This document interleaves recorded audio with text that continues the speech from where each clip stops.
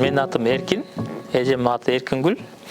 Элдердин баары айтышат, эгиз эмессиңерби деп. Эгиз эмеспиз. Кызык, бирок. Мен атам болсо, мен кичинекей кезде кайтыш болуп калган. Ошондуктан негизги бала чагым тайне менен татам колунда өткөн. Ошол кишилердин эмгеги чоң, ушул мен ушул эмеге даражага жеткениме.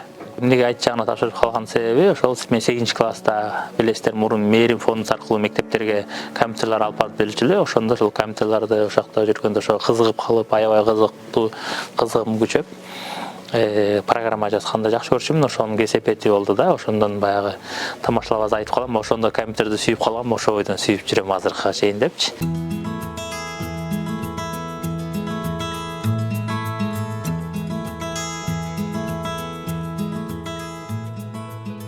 2009 Германияга келгем. Келип проектти иштеп, ал дагы ошол бир проекттин бөлүгү болчу. КГУ-станын германский факультетте жакшыртуу инфраструктурасын өзгөртүү деген. Ошонун алкагында бияка келип иштеп, координатор болуп, андан магистратураны окудум. Анткени Германияда иштейм десең, биякында окуусу болбой эле мурун ошондой неме болчу, окусаң жумуш тапканга жеңил болчу. Ошого жараша да профессорум кеңеш берип, ушуну бүт оку деп, 2 күн окучумун, 3 күн проект иштеп жүрүп, 4 жыл окуп, анан баягы проект да бүттү, оку да бүттү. Ошондон өзүнчө жумуш издеп 2014 жылы Кемнис деген шаарда Сбербанк, бизче Сбербанк, немистер Шпаркасы деп коет, ошакта IT тармагында программа түзүү жагында иштеп 4,5 жыл эмгектендим. Жеке өнүгүүм байкап көрсөм, баягы бир өзүмдүн немеме жетип калганына байланыштуу ойлонум. Бул өзгөртүш керек, бөлөк тармакты дагы көрүш керек, опыт чогултуш керек деп, ошонун айынан анан ушул Бремен шаарына көчүп келгенбиз. 2018 жылы ушактан бир жакшы жумуш түшүп, ошоктон сунуш түштү жумуштан. Ошондо анан коем барып биякка дагы, биякты биз эмеде түндүк Германияда жашап көрөлү деп, ошондо келип, ошондон бери ушул Бременде жашайбыз. Биз азыр Бременден Ак үйдүн алдында турабыз. Бул үй, Ак үйдүн курулганы 1509 жылы курулган. 6 кылымга барып калды. Бул курулган ичинен көрсө болот. Бул жыгач менен курулган. Эми ал убакта неме жок болчу, ичиндеги этаждары жыгач менен. Ошо биринчи этажын азыр ушул ярмаркага элдерге берип койду. Ичине кирип соода кылса болот. Экинчи этажында болсо чогулуш залы. Ошол жерде болгон чогулуштар өтүп турат. Мындан наркы жагында биздин шаардын мэри отурат.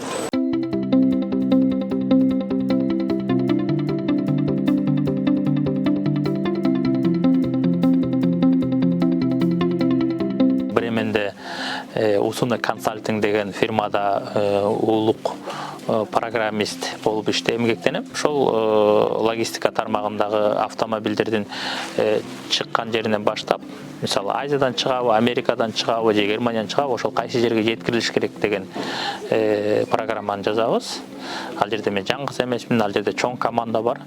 Ошол ар бир машина кандай корабльге түштү, кайсы жердеги местага турду, анан келип кантип түштү, кайсы жерге түштү, эмнеси чийилип калды, батареясы ордундабы, же свети күйүп атабы деп, ошонун баары ошол контрол кылган атайын чоң система бар. Ошол системаны улам жаңыртып, жаңы байланышты өзгөртүп, ошол система менен иштейбиз.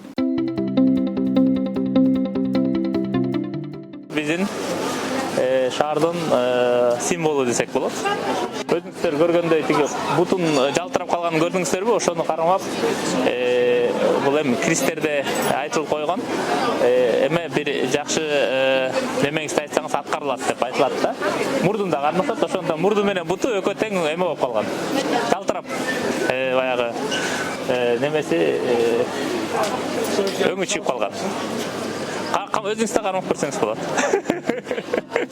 Негизи өзүнүн түбү боюнча бул шаардын өзүнөн чыккан, жанындагы айылдан чыккан экен. Анан ошондон баягы бремендик музыканттар деп аталып калып, муну адамдарга таратып жаткан ошол жанагы братья Грим бир туугандар, ошол эки бир тууган жомоктордун негизинде элге популярдуу болуп кетип, ошондон ушул бремендагы бременский музыкант деп ата, бремендик музыканттар деп ата коюлуп калганына байланыштуу ушул жерге коюп коюп. Бул дагы эми бул туризмдин бир бөлүгү да. Ушуну көрөбүз деп канча Германия эмес жанында мамлекеттен бөлөк жактардан келишет. Ошондон биздин шаарда дагы туристтер үзүлбөйт.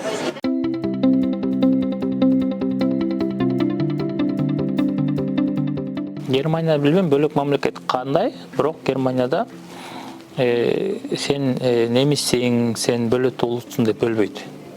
Иштегенде деле ошондой. Иштегенде деле биз немистер кандай акча алса биз деле ошондой айлык алып иштейбиз. Аларга кандай неме каралса бизге деле ошондой нерсе каралган. Кээ бир жерлерде биздин наоборот көбүрөөк немебиз болушу мүмкүн. Мүмкүн, мисалы, мен өзүмдүн эле башымдан өткөн нерсени айтып берейин. Немистерде отпуск алуу бул 3 жумадан ашпайт. 3 жумадан көп алыш үчүн, ал үчүн сен өзүңдүн чоңуңа кирип, түшүндүрүп алсаң болот да. Мен Кыргызстанга барганда 6 жума алам, бүт баары эмгек көргү эмес, бирок 2 жумасын мен онлайн иштеп берем деп алам. Бирок ошону түшүнүү менен карап, ооба сен алыс баратасың. Сен баягы жылына бара албайсың деп ошого мага мүмкүнчүлүк түзүп берет да. Бирок ошону көргөн кээ бир немистер айтышат да. 5 минут ала албаган нерсени силер аласыңар деп. Үйлөнүп келгенден кийин артынан жубайым келген, жубайым келип дагы бияктан магистратураны экономиканын магистратурасын бүтүргөн. Андан кийин эле ошол окуп жүргөндө эле ошол кызыбыз төрөлдү, баяна. Ал кызымды баягы студент үй бүлө болуп чоңойттук. Ошондо да жакшы болчу. Биякта университеттерде жакшы каралган. Эмеден бала бакчадан атайын биз жүргөн шаарда ошондой болчу. Бала бакчадан атайын место берчү ошол студенттердин балдарына деп ошакка барып эртеден кечке 5тен, эртең мененки 8тен кечки 5ке чейин карап беришчү да.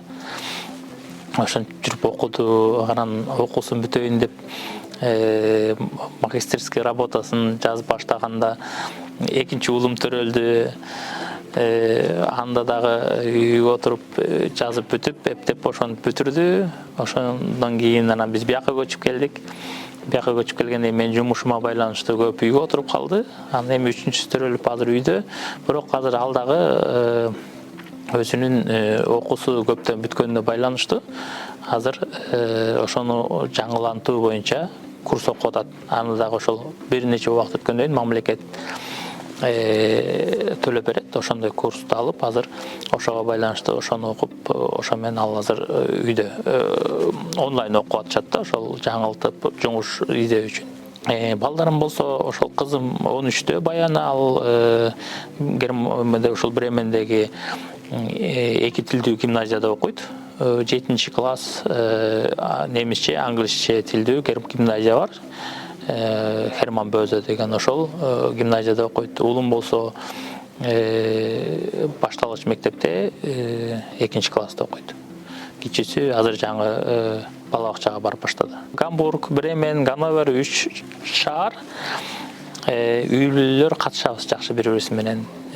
Ошол негизги ошондой тойлор, кечелер Гамбургда көп уюштурулат. Анткени Гамбургда кыргыздар аябай көп, жаштар да көп, үй бүлөлөр да көп. Жакында эле барып келдик. Ошондон бирок биздиңдей чоң той эмес, бийлеген той эмес. Биякта өзүнчө эме жок болгондон түрктөрдүн чоң ресторанын алып, анан жана бранч деп коет эмеспи, англисче саат эртең мененки 10:00 деп ошону той катары барып тамагын жеп сүйлөшүп, биякта биздин ошо кыргыздар чогулуп алып сүйлөшкөн бизге чоң той да, анткени бири-бирибизди көрбөй калганда сагынышып калабыз, ошону сүйлөшүп, жаңылыктарды угуп, чек жазып анан кетебиз.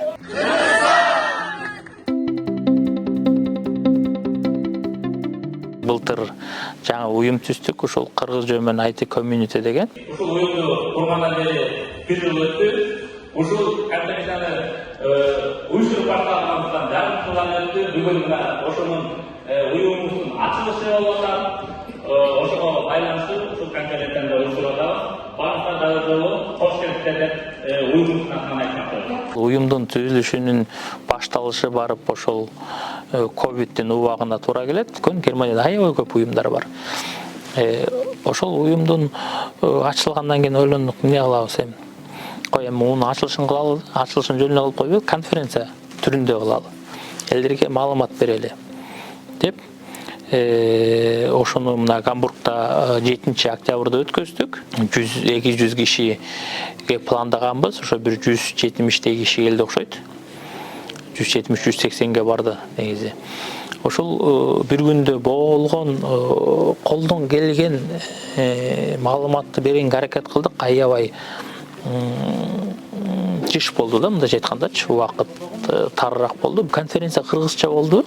Анткени биз кыргыздарга ошо кыргызча жеткизели, маалымат жеткизели, кантип IT тармагына кирсе болот, эмне оорчулуктар бар, ким кантип кирген деген кишилерди издеп, ар кайсы тарап менен кээ бирөө курс окуп киргендер бар, кээ бирөө биякта жанагындай Ausbildung деп коет, ошону окуп киргендер, жумуштап алгандар, кээ бирөө баласы менен жүрүп кантип айтыны окуп аткандар бар.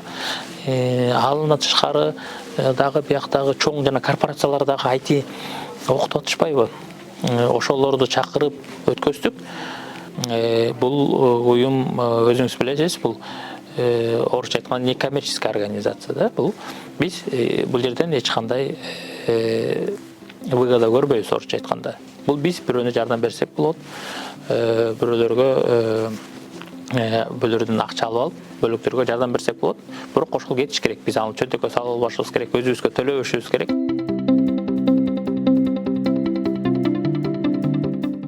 Бремендин китепканасында турабыз.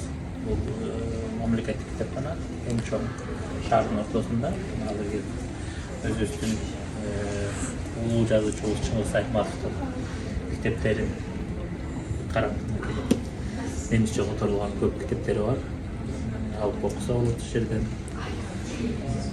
Бул жерде дагы окуганга да жакшы шарт түзүлгөн.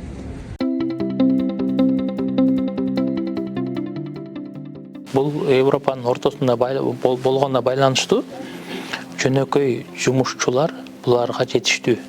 Өзүңүздөр билесиңер, жанында Польша бар, Чехия бар, ошоктон келип иштегендер көп.